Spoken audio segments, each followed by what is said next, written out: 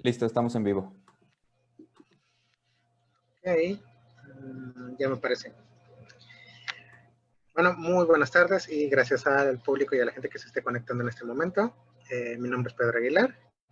En nombre de mis compañeros Iván Cabrera y Axel Hernández de Murciélagos de Tlaxcala, les damos la bienvenida a este webinar de la Murci Semana. En esta ocasión le toca a la doctora María Cristina Maxwini González dar el tema de esta tarde. Para un poco más sobre ella, le cedo la palabra a mi compañero Axel. Axel. Hola, hola a todo el auditorio de Murci Semana. Con el poder que me confiere Murci Semana, me toca presentar a la doctora María Cristina Maxwini. Muchas gracias, Pedro. La doctora María Cristina Maxwini González es bióloga egresada de la Facultad de Medicina, Veterinaria y Zootecnia de la Universidad Autónoma de Yucatán y doctora en Ecología Animal por la Universidad de Aberdeen en el Reino Unido. Actualmente es investigadora de tiempo completo en el Centro de Investigaciones Tropicales de la Universidad Veracruzana, es miembro del Sistema Nacional de Investigadores Nivel 2 y además cuenta con perfil PROMEP. En su trayectoria académica cuenta con más de 40 artículos científicos en revistas indexadas nacionales e internacionales. Ha escrito o colaborado en 11 capítulos de libros, los cuales han sido citados casi 800 veces. Ha escrito 10 artículos de divulgación de la ciencia y ha dirigido 16 tesis de alumnos de licenciatura, maestría y doctorado. Actualmente es miembro del Cuerpo Académico Conservación Biológica en Universidad Veracruzana y vicepresidenta de la mesa directiva de la Asociación Mexicana de Mastozoología, AC-AMAC. Sus líneas de investigación son principalmente la ecología de vertebrados terrestres, con especial interés en los murciélagos y roedores, especialmente en hábitats tropicales. Ha participado y dirigido proyectos financiados por el Banco Mundial, PROMEP, The University of Aberdeen y CONACYT. Y recientemente fue coordinadora del proyecto Sonosots para la creación de la primera biblioteca de sonidos de referencia de ecolocalización de los murciélagos mexicanos. Sin más por agregar, le damos la palabra a la doctora Cristina Maxwini. Adelante, doctora. Muchas gracias, Axel. Me permito compartir la pantalla. Nada más les voy a solicitar que cuando ya esté... comenzando. Si se puede ver, me avisan. Sí se ve, doctora. Perfecto. Perfecto. Pues bueno, muchísimas gracias por la presentación, Axel. Muy bondadosa de tu parte en los calificativos que me das. Y pues bueno, no me queda más que dar unas gracias enormes a todos los organizadores de esta Murci Semana México 2020. Ha sido un evento, todavía no termina mañana, ha sido un evento muy interesante, con muchas propuestas novedosas, con cápsulas, charlas, concursos de fotografía, calaverita, make-up, disfraz. Le han echado, la verdad, muchas ganas y los felicito por eso a todos los organizadores y en particular a los chicos de los murciélagos de Tlaxcala que fueron los gestores iniciales de esta propuesta. Entonces, pues bueno, me permito empezar mi charla, la cual he titulado Desarrollo y oportunidades de investigación acústica de los murciélagos mexicanos. Aunque voy a hablar de murciélagos mexicanos y algunos ejemplos de trabajos hechos en México, también abordaré, obviamente, otros trabajos en otras regiones del mundo. Pero lo que quiero hacer de una manera muy sencilla en esta charla es hablarles un poco de esta increíble capacidad que tienen los murciélagos de realizar ecolocalización. Y ahorita vamos a hablar un poquito de eso. Antes, nada más quisiera hacer referencia de la enorme diversidad que tienen los murciélagos. Hemos tenido esta semana charlas increíbles a raíz, bueno, y todo el mes, de hecho, a raíz del mes del murciélago en diferentes programas de conservación de muchos países. Y aquí en México hemos tenido la oportunidad de escuchar charlas de investigadores que han hecho trabajos muy interesantes sobre murciélagos insectívoros, murciélagos nectarívoros, murciélagos hematófagos. Aquí tenemos dentro de esta diapositiva la fotografía de numerosas especies de murciélagos. Y como podemos ver, por ejemplo, aquí tenemos un frugívoro, aquí también tenemos un frugívoro. Hemos oído la gran importancia que tienen estas especies como dispersores de semillas. Particularmente ayer nos platicaba la doctora Beatriz en ambientes fragmentados o perturbados, en paisajes que ya han tenido alteraciones. Hemos oído charlas muy interesantes sobre los servicios ecosistémicos que prestan los murciélagos, tanto cuando se alimentan de insectos que pueden suprimir plagas, o cuando polinizan especies. Nos los comentó Vero, nos los comentó Emma Gómez. Entonces hemos tenido a lo largo de toda esta semana diversas charlas sobre fisiología, sobre servicios ecosistémicos, sobre la importancia de los polinizadores y dispersores, sobre el control de alguna manera de las poblaciones animales que también tienen los hematófagos y los carnívoros. Entonces, ya hemos tenido un panorama de la gran importancia que tienen los murciélagos, y yo me voy a centrar un poquito más hoy en los insectívoros. ¿Y por qué? Porque las especies insectívoras, que también lo pueden hacer las frugívoras, nectarívoras, pero en los insectívoros está mucho más especializado, tenemos este sentido en los murciélagos de la ecolocalización.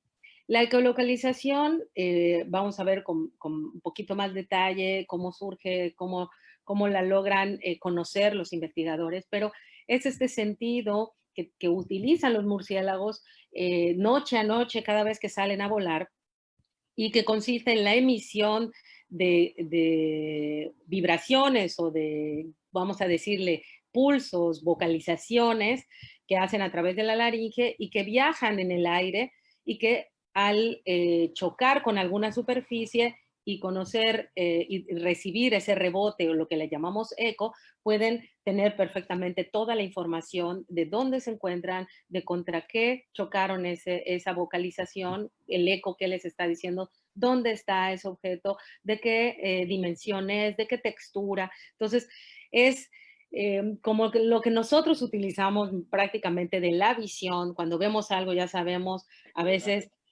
cómo luce, hasta casi cómo huele, porque tenemos construida una imagen y una percepción de un objeto. Bueno, eso pueden hacer los murciélagos cuando emiten un sonido, una vocalización, y esta vocalización rebota en ese objeto y les llega a ellos al cerebro.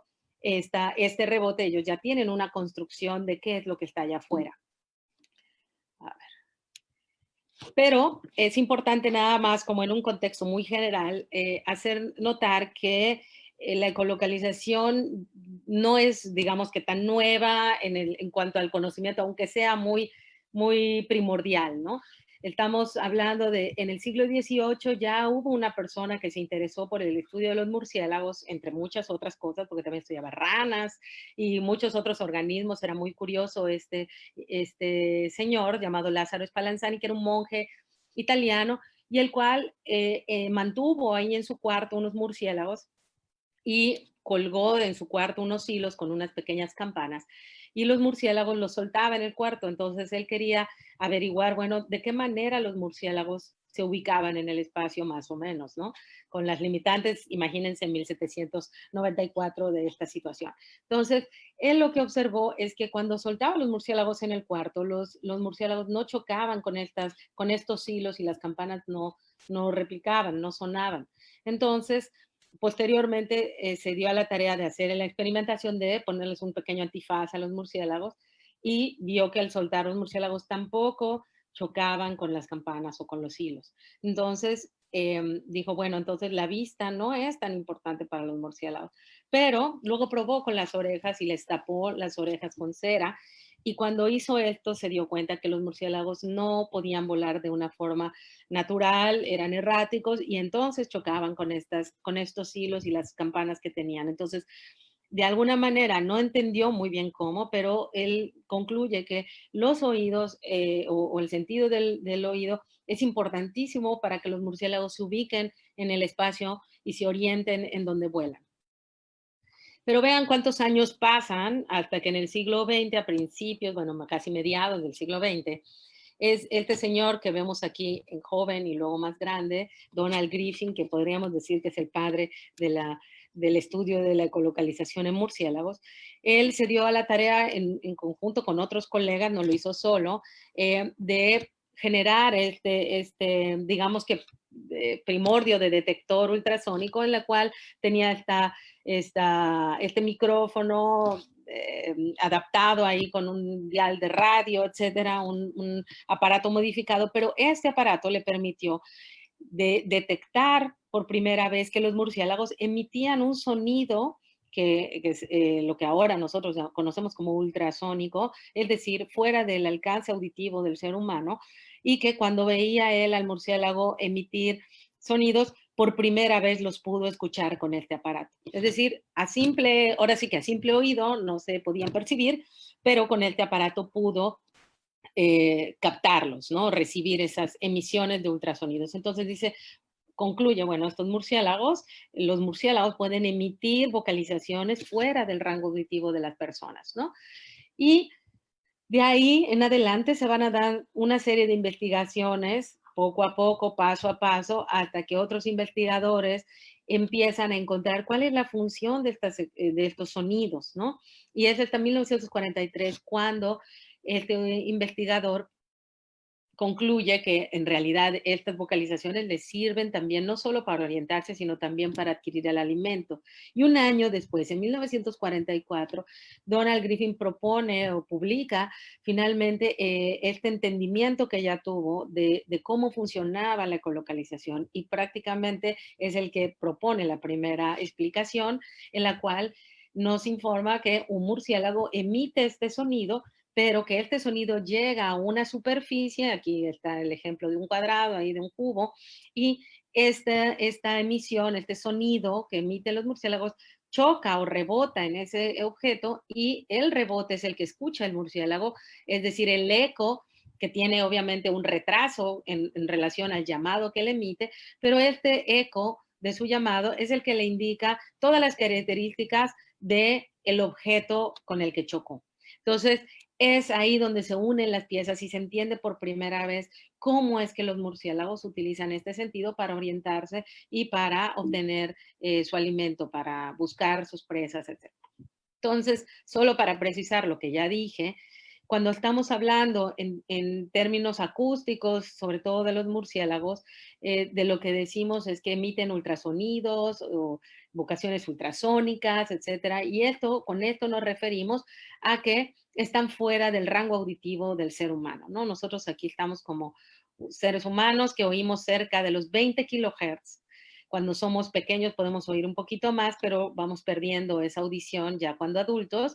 Pero vean, aquí tenemos otro grupo de especies muy diversas, donde hay perros, gatos que sabemos que pueden escuchar sonidos en la oscuridad y pueden encontrar así a muchas presas, ratones, etcétera, durante la noche. Y también tenemos otros organismos marinos como las ballenas, las marsopas, que son organismos que pueden oír mucho más en términos de kilohertz, mucho, mucho más allá de lo que nos podríamos imaginar, cerca de 150 kilohertz en el caso de las marsopas. Y un murciélago puede también emitir y escuchar sonidos audibles, por eso está de este lado. Es decir, hay especies que emiten sonidos que nosotros podemos escuchar. Hay veces que yo he estado con colegas que claramente me dicen, ay, ahí está un ictínamos ecolocalizando. Y yo no lo escucho, pero ellos sí lo escuchan. Y esto sucede a un rango auditivo, pero bueno, hay veces que yo no lo escucho y ellos sí.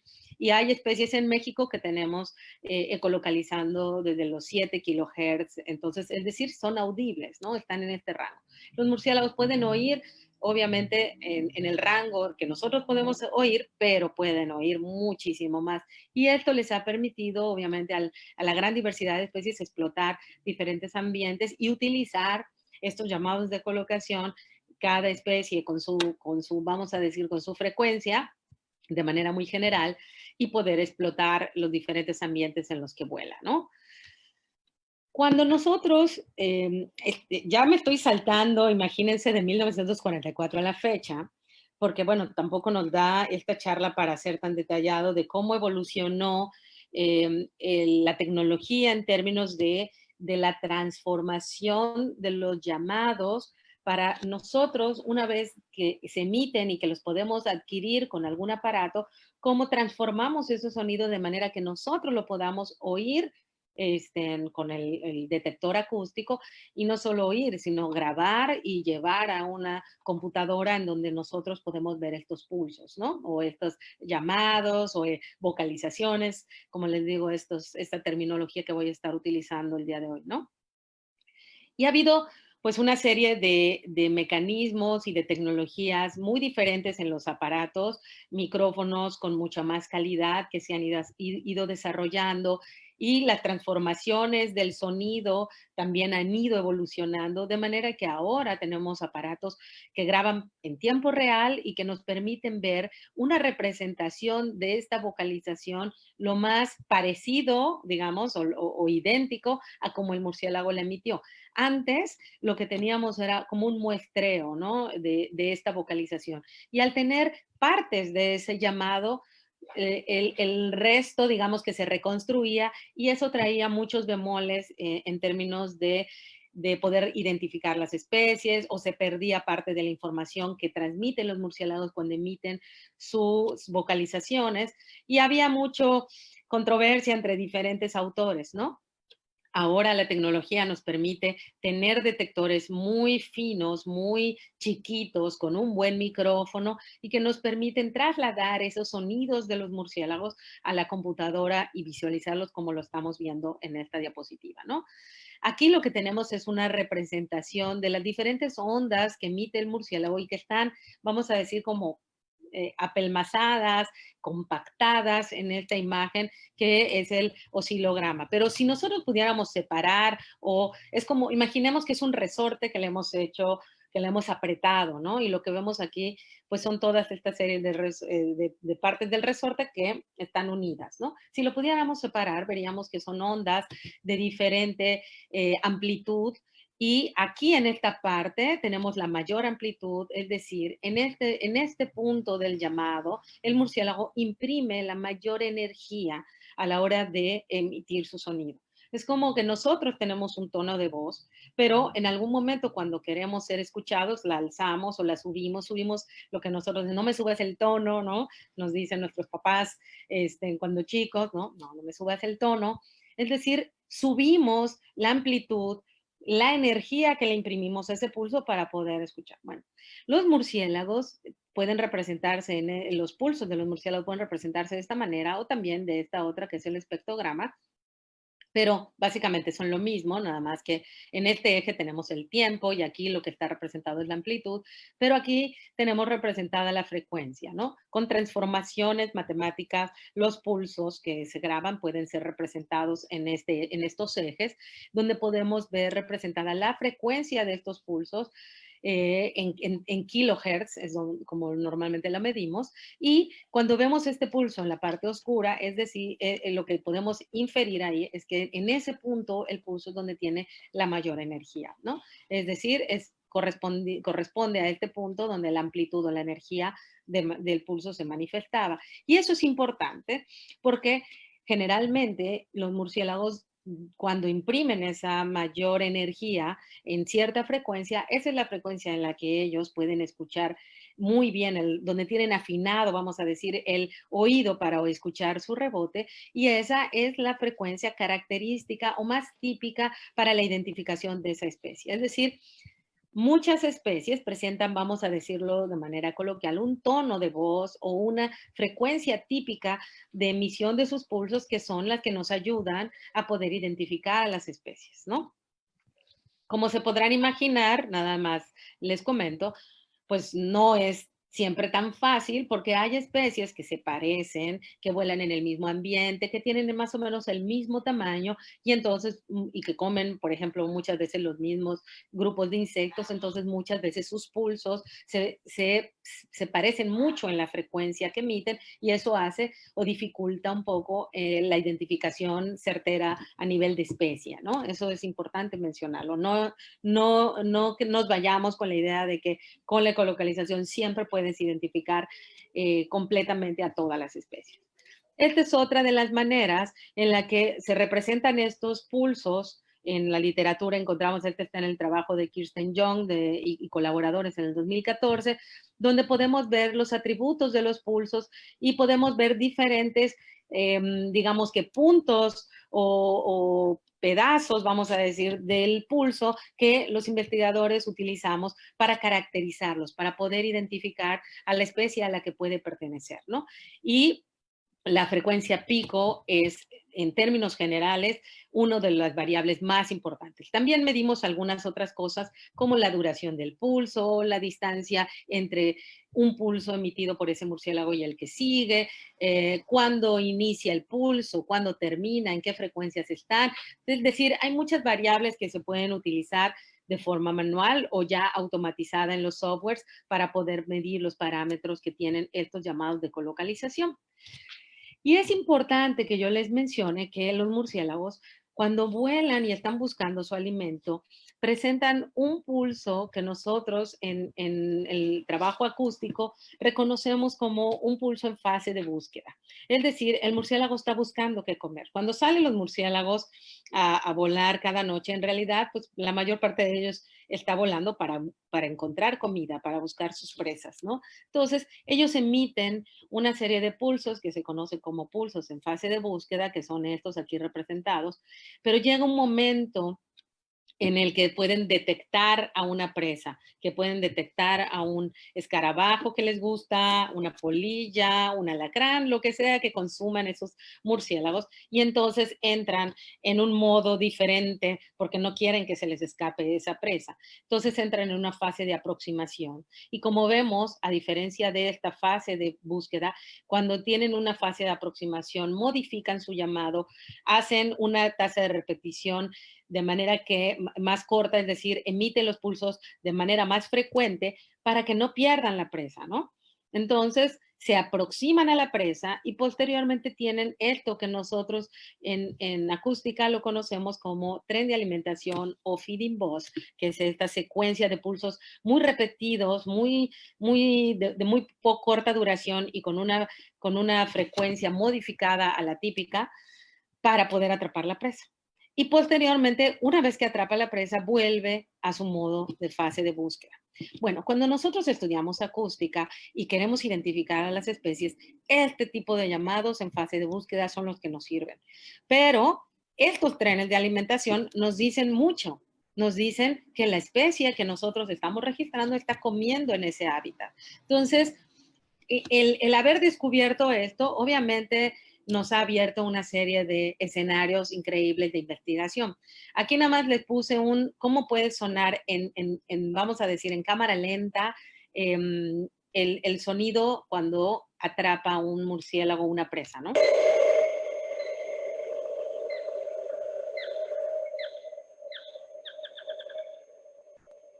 Ahí claramente vemos cómo oímos el feeding buzz. En términos generales, cuando alentamos la grabación, así se escucha. Si lo oyéramos en términos de tiempo real, sería algo así. A ver si se alcanza a oír. Ese sonido que hace es cuando atrapa una presa, ¿no? Como ven, en cámara lenta se puede distinguir mucho mejor un tren de alimentación, pero eso es importante que yo se los comente porque ahora les voy a hablar un poco de cómo el conocimiento de estas características que presenta el sonido se puede aplicar a trabajos en ecología, ¿no?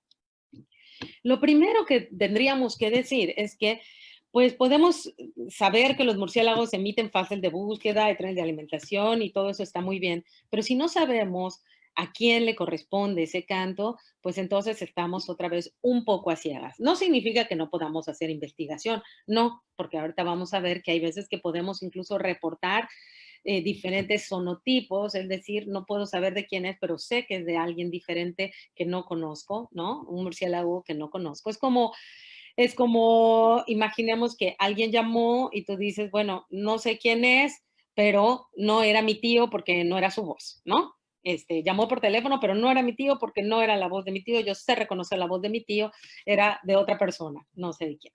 Entonces, en términos acústicos, lo primero que tenemos que hacer es caracterizar. Es como, imaginemos que vamos al campo, los que tienen experiencia con aves y escuchan una paloma parada ahí en un alambre o en el campo, etcétera. Y a lo mejor no podrás saber la identidad certera de la paloma, si es Columba Livia o como cualquiera que sea esta paloma, pero sabes que es una paloma, ¿no? Bueno, esto lo hemos logrado saber porque alguien en algún momento nos enseñó que ese sonido que nosotros percibíamos pertenece a una paloma o porque lo hemos visto en YouTube, en aplicaciones, en la tele o porque nosotros mismos nos llegamos a fijar y asociar un canto de un ave, por ejemplo, con una identidad, con un color de ave o con la identidad ya a nivel de especie. Bueno, pues nosotros en términos acústicos también necesitamos saber esto. Entonces, ha habido muchos investigadores. Este es el primer trabajo en México que se realizó en este sentido. El trabajo hecho aquí en Yucatán por el doctor Jens Raidel, el doctor Arita y colaboradores, en el cual caracterizan llamados de especies que están presentes aquí en la península de Yucatán. Y aquí vemos otra vez que nos presentan los espectrogramas y los picos de energía de estos pulsos. Entonces, es decir, nos presentan tablas, nos presentan muchos datos que nos ayudan a tener una identidad certera de algunas especies presentes en Yucatán. Y presento este otro trabajo porque probablemente ustedes podrían, si no conocían mucho de acústica, imaginarse que, bueno, pues si los llamados de colocalización los emiten todas las especies, hasta los frugívoros, los nectarívoros, ojo, no los emiten todos, no dije eso, pero los murciélagos, por ejemplo, muchas especies en el viejo mundo, en Australia, en Asia, en África, no utilizan la ecolocalización, los zorros voladores no utilizan, excepto unas pocas especies que colocalizan con la lengua, pero en términos generales son los microquirópteros los que utilizan más estos. Y todos los murciélagos que tenemos en el país y en el continente americano hacen ecolocalización. Sin embargo, aquellas especies que se alimentan de otras cosas que no son insectos de forma, digamos que regular, es decir, los nectarívoros, los frugívoros, el lematófago, también utiliza la ecolocalización. Sin embargo, esta no está, digamos que no nos sirve, pues, en términos prácticos para la identificación tan certera a nivel especies. Hay unas cuantas especies que ahora se está conociendo con artículos muy recientes del año pasado, de hace un par de años, que las poníamos en este cajón de no nos sirven para la identificación acústica y nos están revelando que a lo mejor las estamos mal juzgando y que probablemente sí nos emitan unos pulsos que nos permitan una identificación a nivel de especie. Pero todavía estamos en términos generales conociendo estos aspectos. Y lo que sí conocemos es que los frugívoros, como este artículo de Nancy Bogan, se parecen mucho entre sí, y colaboradores, no dije, se parecen mucho entre sí cuando los vemos y se han hecho, otros investigadores han hecho pruebas estadísticas que nos demuestran que la identificación de los filostómidos, frugívoros, nectarívoros, etcétera, es muy difícil a nivel de especie. Entonces, no son un grupo idóneo para la identificación a través de sonidos. Es decir, son los insectívoros los idóneos para esto.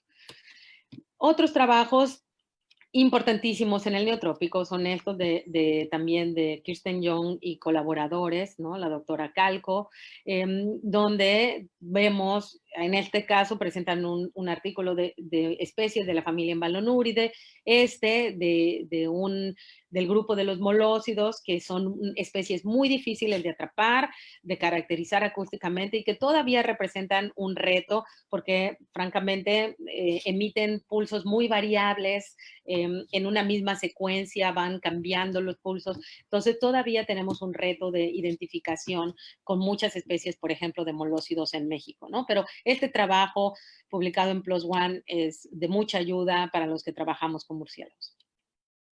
En México ya ha habido, después de Arita y Raidel, mucho más desarrollo de trabajos acústicos. Aquí solo estoy presentando algunos y este en particular porque este antes del proyecto que les voy a hablar de Sonosots en unos minutos, fue el proyecto que te había compendiado más llamados de diferentes especies de México, de la mayor cantidad de especies en México, que hizo Verónica Zamora, que tuvo una charla esta semana, sobre las diferentes identificaciones acústicas de murciélagos en México. Aquí colaboré, tuve la oportunidad de colaborar con ella. Ella estuvo prácticamente trabajando en el norte de México y en el sur yo le pude compartir llamados de murciélagos más tropicales para poder tener este set de especies muy diverso.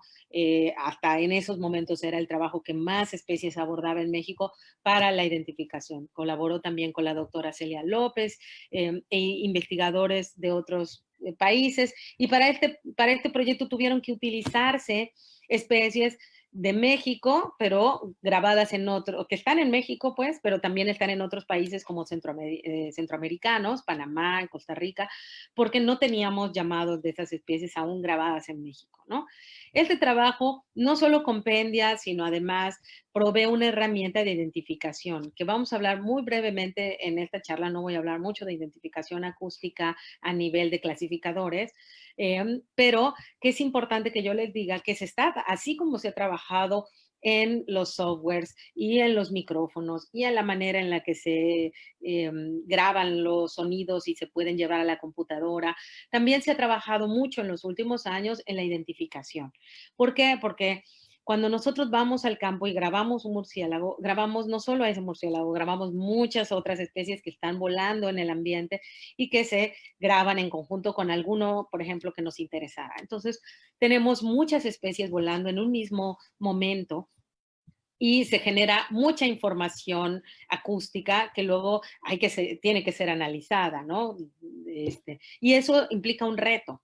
Y ha habido mucho trabajo en términos de qué manera puedo hacer métodos matemáticos para poder ayudar a la identificación acústica cuando tengo grabaciones, por ejemplo, de murciélagos libres que están volando en cualquier ambiente, ¿no? Entonces, también en ese sentido se ha trabajado mucho y en este paper que les presenté, Verónica presenta un método de estos de automatizados para poder proveer una clasificación de las especies que nosotros grabamos en todo México, ¿no? Bueno, o en diferentes partes de México.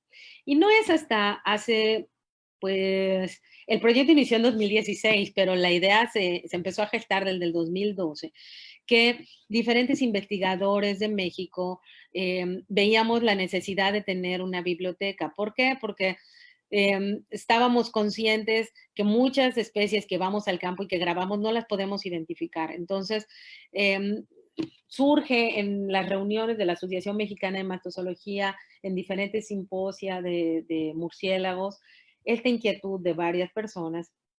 Y es el doctor Miguel Briones, quien era presidente de la Asociación Mexicana de Mastozología, quien se aproxima a la CONABIO buscando, en nombre de todos, una posibilidad para generar un proyecto de la generación de una biblioteca de sonidos de murciélagos. Y afortunadamente la CONABIO vio con buenos ojos este proyecto y en 2016 se firma el convenio y lo trabajamos un par de años, ¿no?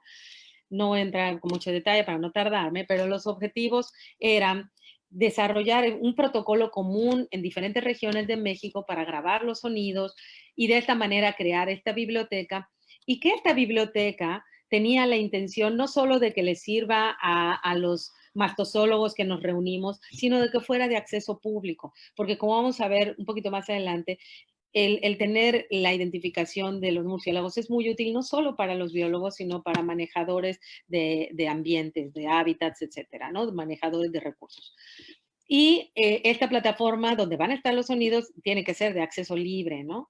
Y además, bueno, que conformara este grupo de especies que íbamos a identificar una línea base para hacer posteriores monitoreos, como hacen en otros países. En otros países como Inglaterra, etcétera, año con año, voluntarios están grabando murciélagos y proveyendo esos datos a instituciones que analizan esos datos y pueden ver cuáles son las tendencias de las poblaciones de murciélagos de forma grabados acústicamente. Es decir, si están manteniéndose estables las poblaciones o están disminuyendo, etcétera, ¿no? además de poder comparar diferentes técnicas de grabación, que será también otra intención del proyecto. Dividimos el proyecto en 8 regiones, el país en 8 regiones, con algunos estados que no consideramos por las condiciones de seguridad, y desarrollamos en La Mancha muchos investigadores en conjunto con los coordinadores de cada región, de esas 8 regiones, una manera de colectar estos datos, ¿no? Teniendo una identificación única para cada ejemplar, colectando fotografías, tejidos, obviamente el llamado de colocación, que era lo más importante, con diferentes técnicas, si era posible. Es decir, algunos individuos fueron grabados con 2 técnicas. Se grababan en tirolesa, es decir, con un hilo de manera que no se pudieran ir, pero que pudieran volar libremente, y luego se soltaban de mano para poderse grabar mientras se iban regresando a sus ambientes, ¿no? Y también llevamos a cabo un monitoreo de especies libres y tomamos datos ambientales, ¿no? Todo esto, esta información, pues la generamos en 8 regiones y es muy vasta y estará disponible este año, yo creo a fines de este año, bueno, yo creo que ya más bien en 2021, en la plataforma de Conavio, que ha estado desarrollando una plataforma ex profeso para este proyecto, ¿no?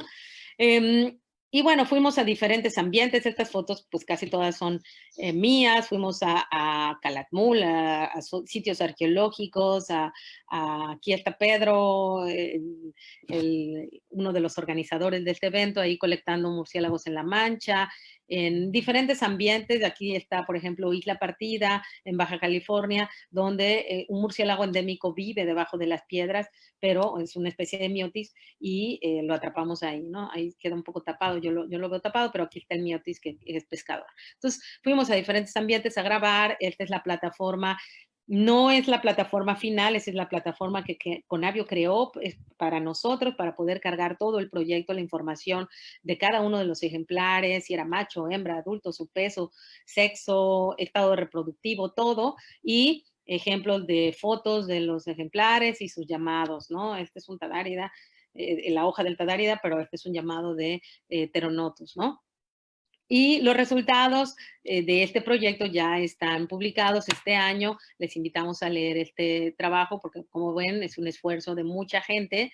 Y les presentamos, bueno, aquí nada más la carátula, pero como pueden ver en estos mapas, pues muestreamos prácticamente casi todo el país. Digo, nos faltaron algunas regiones, algunas zonas un poquito más inaccesibles o que por alguna razón también no se pudieron muestrear, como tuvimos ese año el temblor, entonces en la Ciudad de México no se pudo ir a hacer el muestreo que estaba planeado, pero aquí tenemos una representación, por ejemplo, de algunas 3 especies que tienen esta, por ejemplo, distribución más sureña, esta desde el centro hasta el norte, ya está una especie que tiene distribución prácticamente en todo México, y como podemos ver, creo que colectamos en los suficientes puntos como para tener información de sus llamados de colocación en diferentes regiones del país, y eso tiene importancia.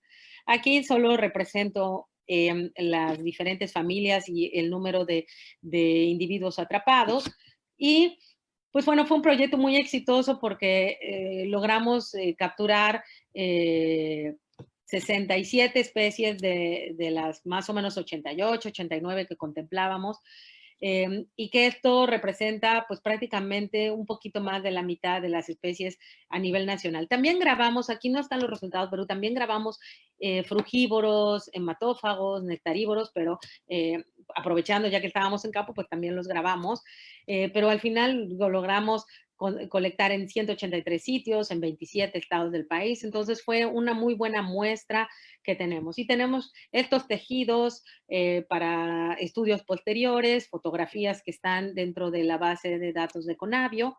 Y creemos que la caracterización que hicimos representa, junto con lo que ya conocíamos y que unas pocas especies dentro del país, pero que no pudimos capturar, definitivamente ahora con estos esfuerzos que les he ido mostrando, que ya se tienen en México, hay otros esfuerzos en otros estados, hay llamados colectados en Oaxaca, otros más de Yucatán incluyendo más especies.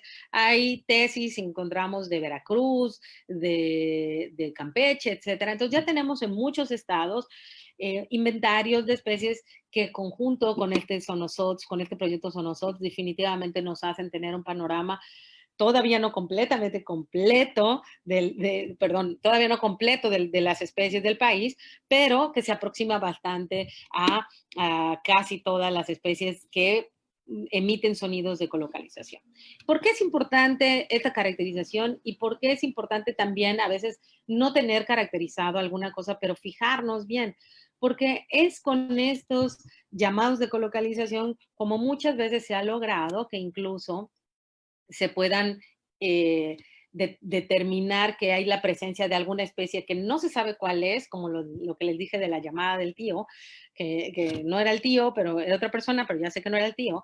Y así ha pasado con los llamados de colocalización. Ha habido proyectos en los que se ha ido a grabar y se ha detectado que las especies presentan una variación muy grande en la frecuencia del típica o de emisión de estos murciélagos, y entonces eso ha ayudado a inferir que probablemente se trata de otra especie, ¿no? Esto sucedió con el caso de los pipistrellus en Reino Unido, bueno, y en Europa, en donde encontraron pipistrellos que ecolocalizaban típicamente como a los 55 kilohertz y otros a 45 kilohertz. Y entonces se dan cuenta que el que emitía el sonido a los 55 resultó una nueva especie que era Pipistrellus pygmaeus, pero el detonante para investigar si era otra especie fue la emisión del pulso, porque decían es que 10 kilohertz es demasiada diferencia, y esto motivó a investigadores a hacer estudios genéticos de DNA para probar que en realidad se trataba de moleculares para determinar que eran especies diferentes. Este es otro trabajo hecho en Brasil, en donde estos investigadores nos muestran que muestrearon en balonúridos y lo que encuentran es que tienen bien caracterizados los pulsos de Sarcopteris leptura, de Sarcopteris bilineata, pero que encuentran otro fonotipo o otra especie que saben que no es ninguno de estos dos Sarcopteris. Entonces ellos dicen, no nos ha caído, no lo hemos atrapado, pero los sonidos de colocación nos sugieren que ahí hay otra especie nueva en la región que no hemos capturado, ¿no? Entonces, ahorita Sarcopteris sp, ¿no? Entonces, la ecolocalización también es una herramienta muy útil en este sentido. En mi trabajo doctoral tuve la oportunidad de muestrear en diferentes ambientes aquí en la península de Yucatán, lucían más o menos así, y lo que yo hice fue un muestreo sistemático cada noche de grabar con un detector ultrasónico, pero también colocar redes, 5 redes, una red de dosel y una trampa ARPA, ¿no? Yo creo que pues, fue hace casi 15 años, tenía mucho más juventud y energía para poder hacer eso. Ahorita yo creo que ya no podría con esta carga de trabajo, porque sí era mucho trabajo. Claro, no lo hacía sola, me ayudaban, pero sí fue un trabajo noche a noche por 96 noches muy titánico. Y lo que quiero mostrar aquí es que cuando comparábamos los diferentes métodos de captura, lo que encontrábamos era que ciertas especies como esta, algunos insectívoros, solo caían cuando colocábamos la red de dosel, o un par de especies solo fueron capturadas cuando teníamos la trampa ARPA, mientras que otras no les importa tanto el método, varias especies caen, por ejemplo, con los 3 métodos, ¿no? Muchos frugívoros, por ejemplo. Sin embargo, cuando analizo el trabajo acústico, lo que encuentro es que hay varias especies que nunca me cayeron y que acústicamente ahí están presentes, como Peropteris macrotis, Molossus sinaloa en esos entonces, ahora es Molossus alvarezi, Pteronotus personatus, que además era el primer registro para el estado de Yucatán, no había registros de esta especie colectada y se grabó, digamos, en varios lugares de Yucatán. Entonces, es una especie que está presente, pero que no es tan frecuente, pero que es muy difícil de capturar, ¿no? Y algunos otros como Promo centralis, etcétera, algunos especies de Molossus 1, 2 y 3 y 4, que ahí andaban y que son del género Eumopsis, pero que nunca caen en la red. Y esto nos hizo darnos cuenta que cerca del 30% de las especies que yo tengo en Yucatán o que investigué en Yucatán se perdían cuando no tenías estos métodos acústicos. Eso fue publicado, aquí está el artículo, donde además graficamos con curvas de acumulación de especies, cuando tienes todos los sitios o cada uno de estos 4 sitios, de qué manera incrementa el uso combinado de redes con acústico. Y es evidente que este otro trabajo es en ese mismo sentido hecho con el doctor Juan Pech, donde vemos que de 30 a 40% de las especies de la comunidad de murciélagos se pierde cuando no complementas con métodos acústicos. Entonces, te ayuda a poder identificar una nueva posible especie, pero además te ayuda a tener inventarios mucho más completos. Este es también resultado de mi tesis doctoral, en donde utilizamos esos fases de búsqueda que ya les platiqué e incluso los trenes de alimentación para determinar de los 4 ambientes en los que yo trabajé, bueno, cuál es más frecuentado por murciélagos, que son los cuerpos de agua, los cenotes, tanto en pastizal como en bosque, y también ahí en esos sitios tenían muchos más trenes de alimentación, es decir, están utilizando esos sitios como sitios de alimentación o de forrajeo, lo cual obviamente es importante porque nos habla de la importancia que tienen nos dice de la importancia que tienen estos sitios y que la conservación de cuerpos de agua sanos, sin contaminantes, es importante para mantener sanos, digamos, este ambiente para los murciélagos y también para muchas otras especies.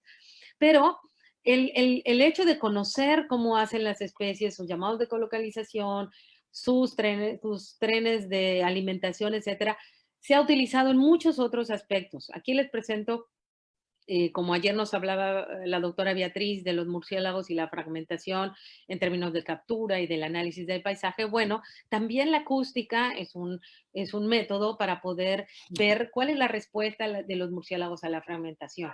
Y en este caso, este es un trabajo específico de Estrada, de Sergio Estrada en Barro Colorado, en donde tienen estas islas inundadas por el Canal de Panamá y donde tiene islas cercanas a tierra firme, islas lejanas, y puede ir viendo él cómo va cambiando esa comunidad de murciélagos y cómo cierta especie es más sensible, digamos, a si la isla es pequeña o si es grande, si está cerca o lejos de tierra firme, si son especies que están en el interior o en el borde. Entonces, de esta manera podemos ir conociendo mucho más cómo ciertas especies se van adaptando o no a la fragmentación, ¿no? Este es un trabajo muy, muy útil. Otros que han hecho investigaciones muy interesantes sobre aspectos urbanísticos. Aquí solo presento 2, pero se han hecho varios. En México hay otro muy, muy interesante por Rodríguez Aguilar y colaboradores en Chiapas, donde también contemplaron los diferentes tipos de luz, del alumbrado público, pues. Y que es un referente en el tema, que es de Rafael Ávila Flores y Fenton, hecho en la Ciudad de México, en donde comparó también parques urbanos y la presencia de murciélagos en términos de su actividad medida, como les dije, con estos pases de búsqueda, ¿no? Y también él utilizó trenes de alimentación en sus estudios para saber, bueno, en dónde están estos murciélagos urbanos prefiriendo volar, ¿no? Y ve que en las áreas iluminadas son importantísimas para atraer cierto grupo de murciélagos que están comiendo alrededor de esas lámparas urbanas. Y aquí Kirsten Young presenta este trabajo en Gamboa, en Panamá, donde también podemos ver ahí las diferentes especies de la comunidad insectívora y cómo algunas tienen cierta preferencia por algunos tipos de intensidad de luz o el tipo de luz o que haya o no vegetación, etcétera. Entonces, de esa manera podemos conocer la ecología teniendo las grabaciones ultrasónicas. Este trabajo, no estoy tan segura si es 2010 o 11, me disculpo, creo que es 2011 en Biology Letters, nos presenta un análisis, pues un poco triste, pero real, de cómo las grabaciones, particularmente con Myotis lucifugus, han ido perdiéndose la abundancia de estas especies, de esta especie en particular y presenta de otras, con motivo de esta enfermedad que es el White Nose Syndrome, ¿no? Esta enfermedad, el síndrome de la nariz blanca, que es un hongo que crece en tejidos de murciélago, particularmente en la nariz, por eso se llama síndrome de la nariz blanca, y que desde el 2006 ha estado afectando y matando ya cerca de 7 millones de murciélagos en Estados Unidos y Norteamérica, y en Canadá, perdón. Y esta enfermedad, pues se ha visto de forma, con trabajos de este tipo, cómo ha ido afectando en términos poblacionales a diferentes especies, ¿no? Y con grabaciones de 3 años seguidos, 2007, 2008 y 2009, ellos ven cómo se ha registrado hasta 70% o 78% menos de actividad de las especies de insectívoros. Entonces, estamos viendo cómo la acústica también aplicada nos puede dar estos datos de las tendencias poblacionales relacionadas con actividades como enfermedades, ¿no? Otro es, se usa mucho la acústica en parques eólicos, ¿no? Solo presento este resultado ahí muy rápido, porque ya tengo que ir cerrando, de cómo el conocer la presencia de murciélagos en parques eólicos, la abundancia de estos murciélagos, en qué momento con los detectores que se tienen instalados en la parte de arriba van llegando los murciélagos migratorios, se pueden tomar medidas. Este es un trabajo muy puntual en el cual, ya conociendo que los murciélagos vuelan en ciertos momentos del año, particularmente en la migración y muy particularmente en otoño, han realizado algunas actividades para promover que los murciélagos no se acerquen. Entonces les ponen bocinas que emiten pulsos, que emiten sonidos, que a los murciélagos les, digamos que son ruido para poder ellos ubicarse bien con la ecolocalización, entonces terminan alejándose de estas torres y eso ha traído que en este experimento probaron que en el control, es decir, donde no instalaron en estos turbinas eólicas donde no instalaron las bocinas, se murieron 135 individuos. Y en estas donde tenían repelentes acústicos, vamos a decir, se murieron 59, es decir, hubo menos individuos fallecidos a causa de la colisión con parques eólicos.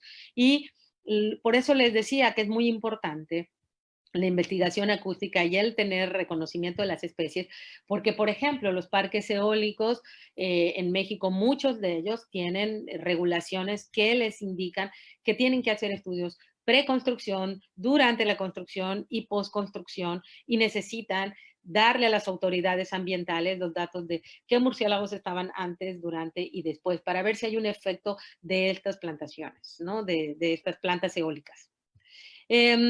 Solo para terminar, la acústica puede aplicarse a muchas otras cosas, no nos da esta charla para hablar de todo eso, pero han habido trabajos muy bonitos que nos indican que muchas flores, esto es más el tema de los que estudian quiropterofilia, pero nos dan una indicación de que muchas plantas, flores, tienen estructuras con, digamos que señales acústicas, faros de eco, muchas veces se les refiere, que les indican a los murciélagos que, por ejemplo, la flor está lista. Este es un caso aquí de una mucuna que cuando está lista, la flor abre, vamos a decir, esta tapita y esta tapita le manda una señal acústica muy particular a los nectarívoros que les indica que la flor ya tiene el néctar disponible, ¿no? Vean las otras, no tienen la tapita levantada, pero esta estructura, y se ha visto que también la tienen algunas otras estructuras como hojas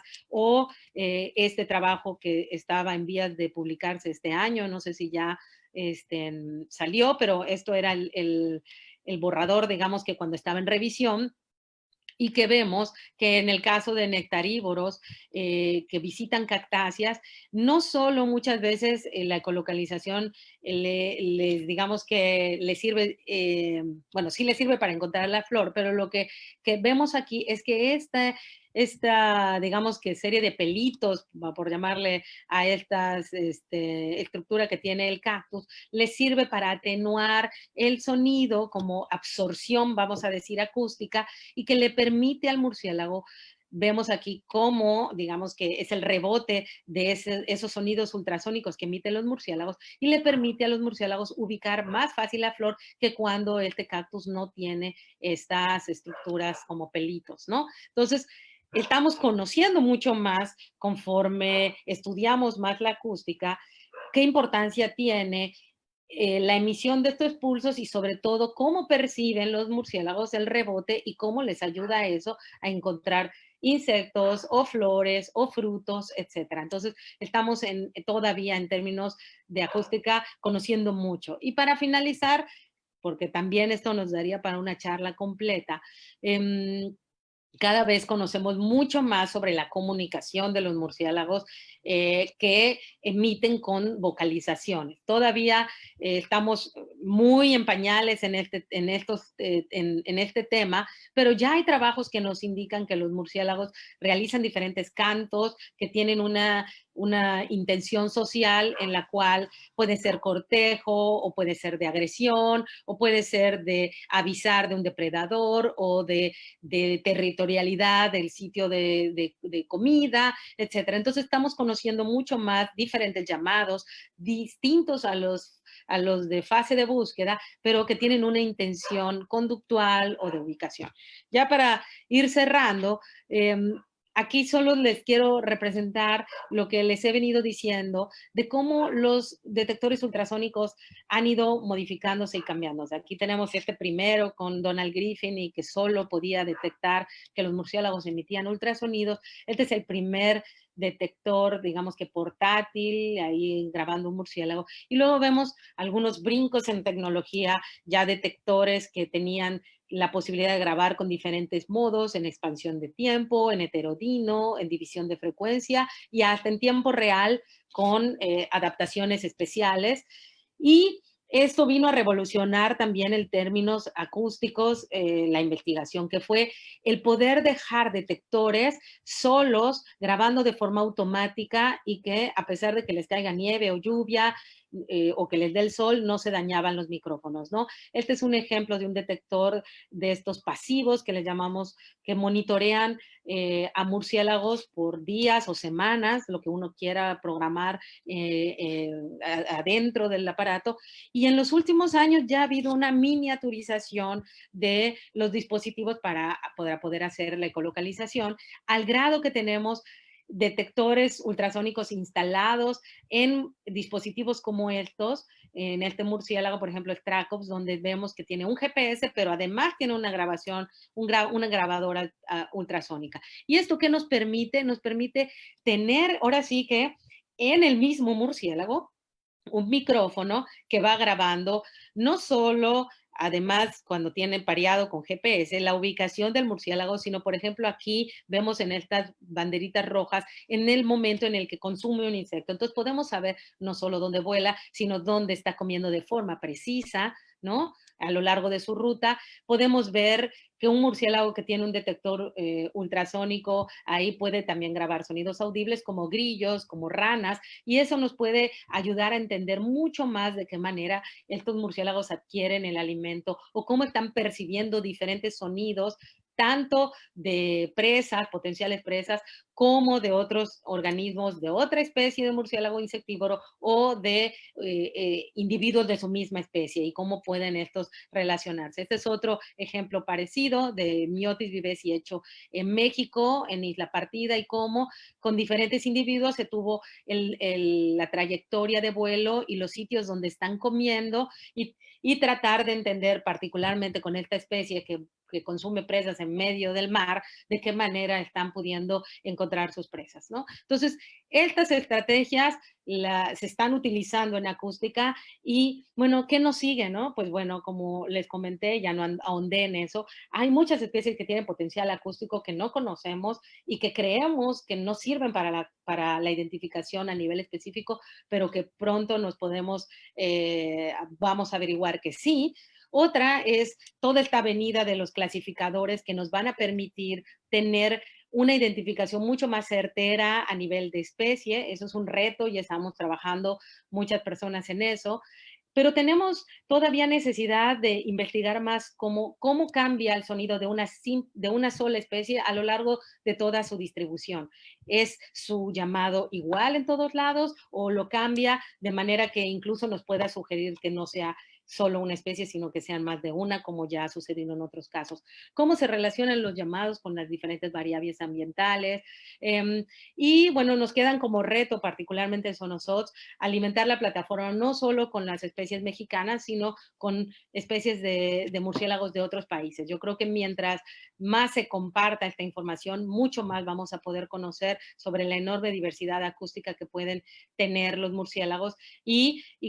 Por último, lo que les acabo de presentar, esto de ya de tener dispositivos o micrófonos muy pequeños adheridos a un murciélago en particular volando libre, pues nos puede ayudar muchísimo a entender de qué manera adquieren las presas, de qué manera se comunican con otros murciélagos y de qué manera deciden, como ya se está investigando, a dónde ir a volar, a dónde dirigirse a comer, ¿no? Entonces, la acústica, como pueden ver, bueno, pues tiene unos campos impresionantes. Solo me queda agradecer aquí, me quedo muy corta, muy corta, a mucha gente que siempre me ha acompañado al campo a hacer parte de estas investigaciones y pues a ustedes en la Murcisemana por su paciencia y por tolerar que ya casi me pasé del tiempo. Muchas gracias.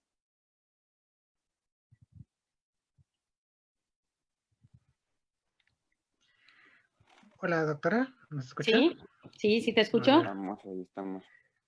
Axel, tu turno. Muchísimas gracias, doctora Cristina. Fue una excelente ponencia. Creo que es muy interesante el proyecto de Sonosots, al menos por las pocas vivencias que he tenido en campo. Sí, resalto que pasa mucho eso, que a veces hay animales muy escurridizos, pero que los detectores acústicos pues logran detectarlos. Entonces el animal ahí está, aunque a veces es difícil poder capturarlos, pero muy buena presentación. Ahora Gracias. vamos a pasar a las preguntas. Iván, ¿hay alguna pregunta en el Zoom? No, en Zoom no tenemos ninguna pregunta, así que si alguien tiene alguna, es momento para que pueda hacerla. Entonces, regreso contigo, Reptil. Vale. Pedro, por ahí tenemos las preguntas en Facebook. ¿Me haces favor de leerlas, por favor? Ok, gracias, Axel. A ver, vamos a empezar. Tenemos una que nos hizo llegar 2 veces Noel Rivas. La primera es, doctora Cristina, ¿cómo se hace para participar en el proyecto Sonosots? Bueno, el proyecto Sonosots ya terminó digamos que en su primera fase, no sé si habrá segunda por todos estos recortes, yo creo que lamentablemente no, pero nos quedan muchos pendientes dentro de este proyecto, nos quedan pendientes capturar especies, como bien dice Axel, que son muy escurridizas o algunas que solo fueron atrapadas con un solo individuo.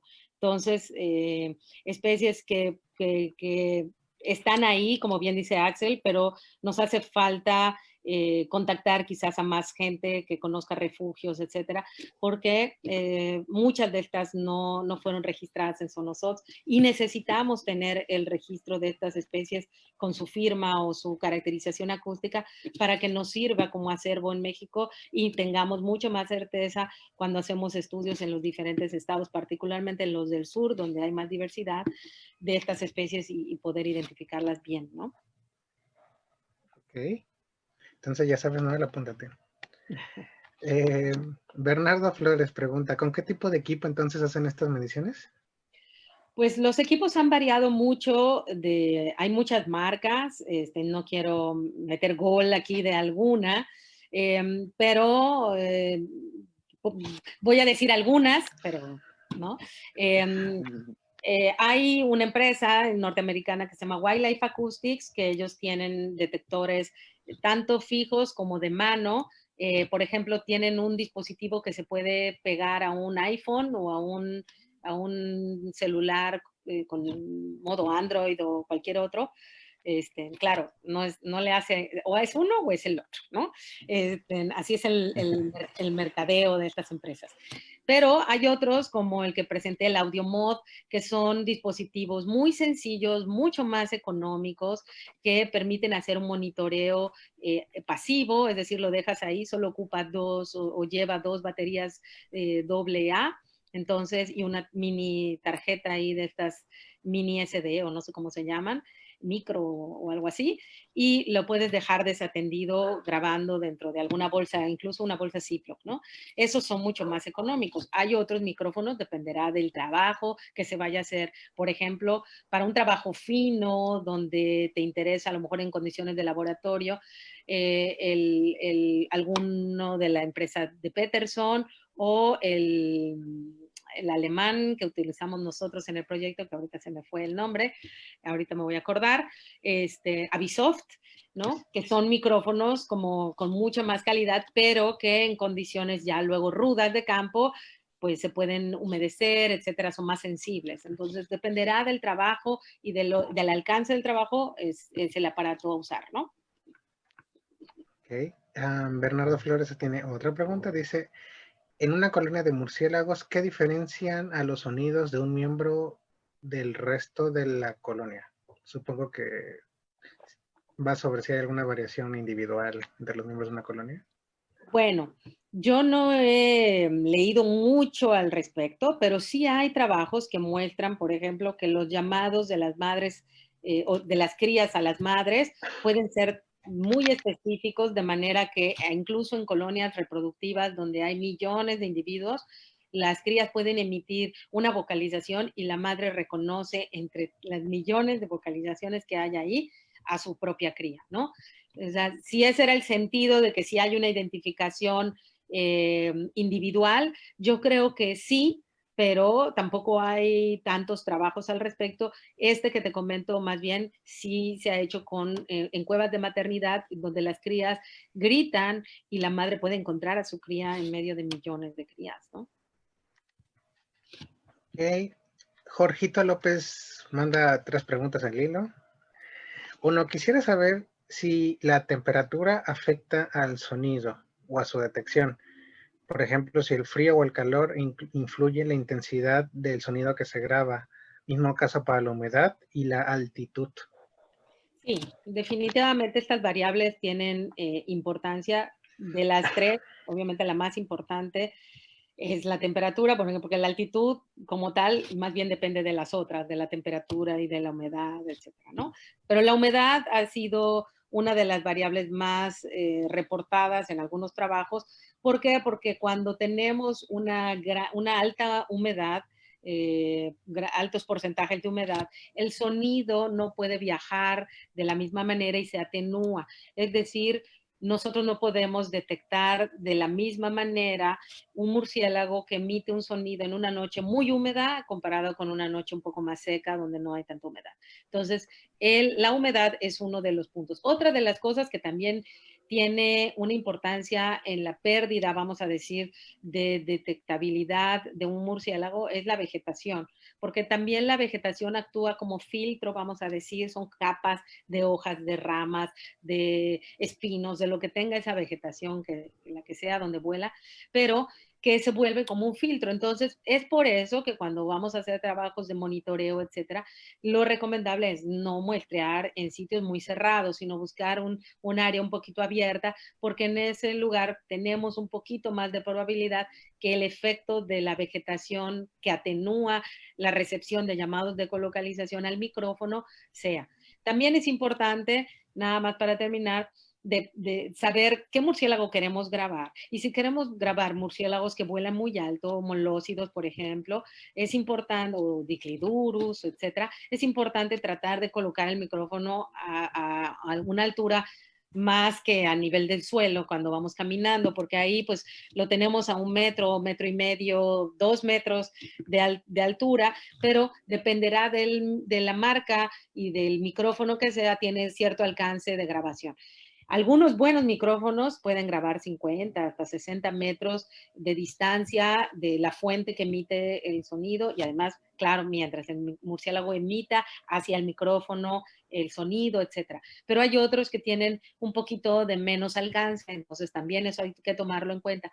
Hay literatura que ha comparado diferentes aparatos como para poder saber cuáles funcionan mejor en ciertas condiciones, ¿no? Ok, gracias, doctora. Bueno, siguiendo más de preguntas ahorita. Vamos a empezar. ¿Se ha visto afectada de forma significativa la diversidad en algún sitio particular de eólicas que tú conozca?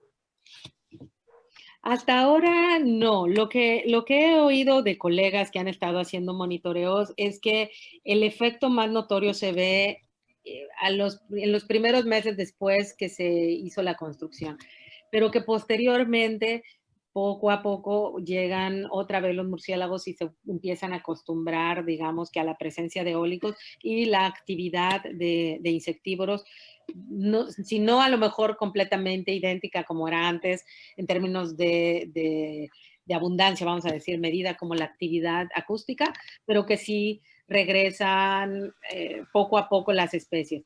Pero la realidad también es que existen solo 2 o 3 trabajos publicados sobre eólicas en México. Entonces, en otros países se ha hecho mucho más investigación y en el caso muy particular, por ejemplo, de Estados Unidos o Canadá, en donde hay construcciones eólicas, sí ha habido afectación muy marcada en algunas regiones, particularmente más en el este. En el oeste, la afectación es mucho más cuando viene la época migratoria, ¿no? Entonces, ya ahí en Estados Unidos y Canadá tienen muchas medidas como cuando incrementa la actividad de murciélagos se apagan las eólicas, porque ya se ha probado además que cuando la apagan, la pérdida, vamos a decir, económica de esa generación de energía no es tanta como, porque si estuviera girando, pero a una velocidad muy, muy tenue, la velocidad que permite la actividad de murciélagos, entonces no se pierde tanto en términos económicos y sí se gana mucho para no matar y les da pues seguramente bonos verdes a las empresas, etcétera. Entonces, estas medidas de apagar las eólicas cuando empiezan a detectarse sonidos o de cuando ya saben cuándo es el pico, ahí en esta temporada no encenderlas o encender estas bocinas que los repelen, vamos a decir, son alternativas también que se están utilizando mucho, ¿no? Para prevenir la mortandad. Gracias. De Francisco FCH, dice, ¿existen diferencias entre los pulsos de colocación entre poblaciones de la misma especie? Sí, sí ¿Y esto qué existe. tanto afecta a su caracterización para la identificación? Sí, sí existen variaciones, se han visto variaciones leves entre hembras y machos, o entre jóvenes y adultos, o entre, obviamente, bueno, en machos, hembras, jóvenes, adultos, básicamente, ¿no? Sí hay Exacto. aparentemente diferencias, pero son muy, muy finas, ¿no? Lo que más, digamos, que puede traer una diferencia y hay que tener mucha precaución es dónde grabamos a ese individuo, porque ya se ha probado que un mismo individuo, por ejemplo, saliendo de una cueva, alejándose unos metros de la cueva o ya en un ambiente abierto, presenta un pulso completamente diferente. Es mucho más FM cerca de la cueva o dentro de la cueva. ¿Por qué? Porque ahí tiene más obstáculos. Ya no entré en tanto detalle de la forma de los llamados, pero los murciélagos emiten pulsos más FM cuando tienen obstáculos y CF cuando están en ambientes abiertos. Pero claro, ciertas especies tienen esta plasticidad, hay otras que no. Entonces, más bien hay que tener mucho cuidado donde grabamos. El doctor Rafa y sus alumnos nos han presentado trabajos muy bonitos de Molossus rufus en Tabasco, en Villahermosa, porque tienen un refugio ahí cerca de la plaza, una plaza, creo que es la plaza principal de Villahermosa, y tienen grabaciones de los murciélagos a unos cuantos metros, a 10 metros de su refugio y grabaciones a 50 metros del mismo individuo. Y lo que vemos es una firma vocal, vamos a decir, o un pulso completamente diferente.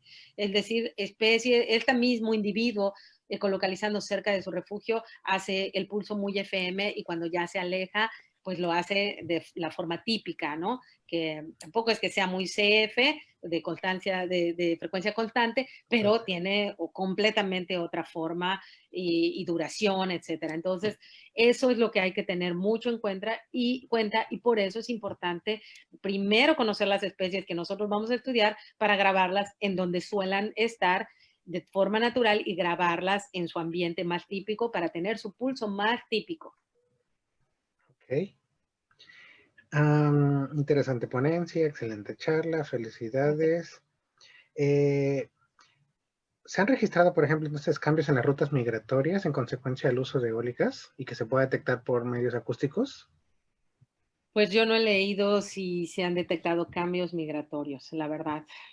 No, no voy a mentir. No, si han hecho investigaciones, yo no las he leído, pero puede ser que se hayan hecho y no lo sé.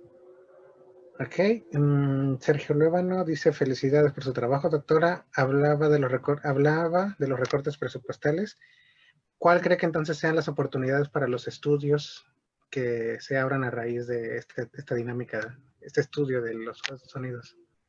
Pues yo creo que hay muchas oportunidades, nada más que luego nos quedamos cortos y no las buscamos, ¿no? Puede ser que, pues, ahorita haya recortes a nivel país para algunos proyectos en particular y se han dado privilegio a otros que investigan, obviamente, prioridades para el gobierno, como puede ser lo que ya hemos visto, las muchas convocatorias para estudios relacionados con COVID, pero siempre hay que buscarle la pregunta interesante y hay muchos financiadores en el extranjero a los que quizás tengamos que acudir, ¿no? Pero oportunidades hay solo buscarlas y sobre todo buscar una pregunta muy interesante, porque quizás a un financiador extranjero el hacer las firmas vocales de 3 especies de murciélagos insectívoros en México no le sea de gran importancia, pero el de qué manera un monitoreo acústico puede ser indicativo de algún grado de perturbación o algún